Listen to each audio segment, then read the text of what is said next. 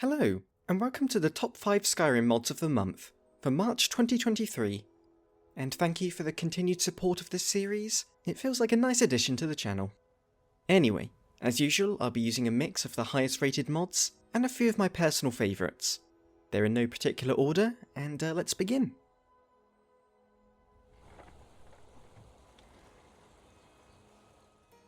There's a good amount of combat reanimation mods already out there, but a majority of them have a focus on third person. So as someone who exclusively plays in first person, it's always welcoming to see another reanimation mod where first person is the focus. This mod covers almost every weapon and spell type, with new animations for swings, casting, movement, sheathing, dual wielding and blocking. You can see some before and after comparisons here, and it shows how much more personality is put into every action, and so it's just really refreshing to look at. Although I will admit it took some getting used to, as some animations are pretty flashy and move rather quick, like the dagger in particular. But they still feel believable, especially if you want to feel like a proficient fighter. Oh, and also, if you do download this, make sure to look at the compatible and recommended mods section, as it has useful tips like including the precision mod to make the weapon collision feel far more impactful.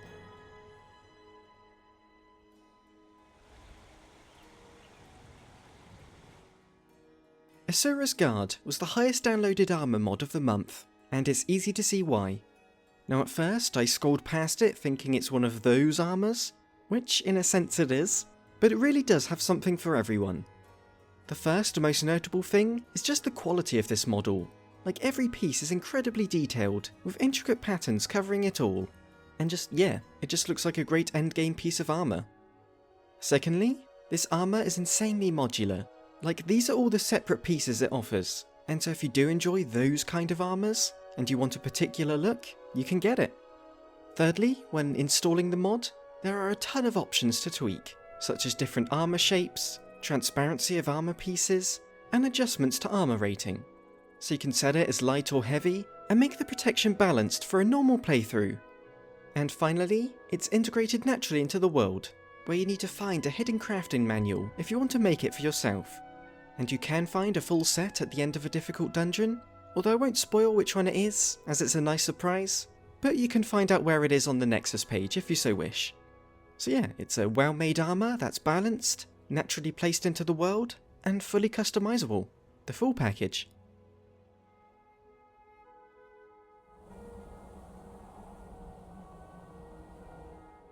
Last month I showed off the Dragonborn voiceover mod, which allows for the player character to be voiced by an AI, and to follow it up I posted a video talking about whether it's right to be using AI voices of real actors without having their consent, and it was just really interesting to talk about, and I've enjoyed reading everyone's comments on it. Anyway, I thought I'd revisit the AI voices, because I said that whether you agree with it or not, AI voices are here to stay, and this month has completely proven that point.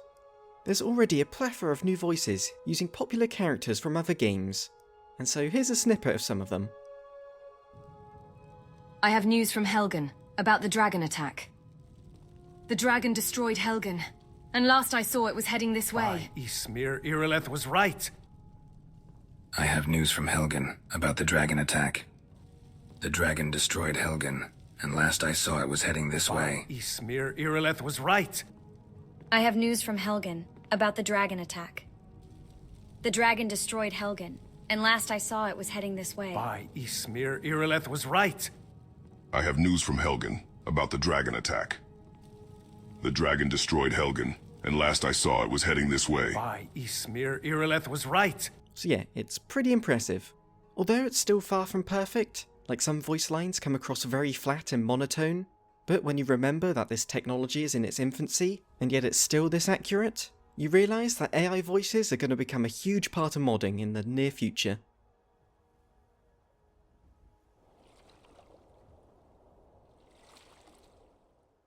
The mod author, Helio Sykes, has been releasing interior overhauls for a while now, and for this month alone they've released 4 around Riverwood. The goal is to fill out each interior with more items and rooms, to make them feel like places people actually live. Now there are already some great interior mods on Nexus that change the same locations, but what stands out for me about these mods is how natural they feel. I find that quite a lot of interior overhauls go overboard with big ornaments on the walls, large chandeliers on the ceiling, stuffed statues of animals scattered about, and so on. And while I definitely see the appeal of those, I appreciate how these mods show restraint and keep things relatively simple. Most of the interiors now have more books and food and candles and just stuff that's more practical for living. And the larger overhauls are like this small bath inside the Sleeping Giant Inn, which again adds personality while keeping things practical. Over March, the author released overhauls for the inn, the Riverwood Trader, Alvor and Sigrid's house, and Sven and Hilda's house. So yeah, the interiors of Riverwood will feel far different.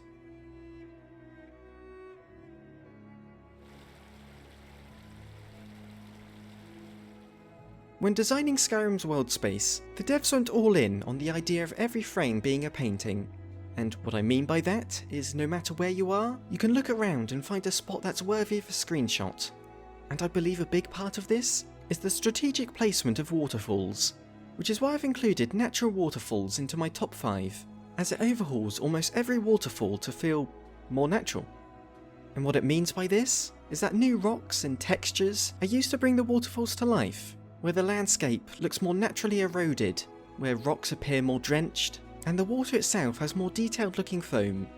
It's one of those mods that you can install and completely forget it's there, as it fits so seamlessly while truly enhancing many of the most stunning locations Skyrim has to offer. Okay, I'm sneaking in one last mod, as this makes Pelts really detailed and fluffy and I just like it. Okay, bye. Thank you for watching.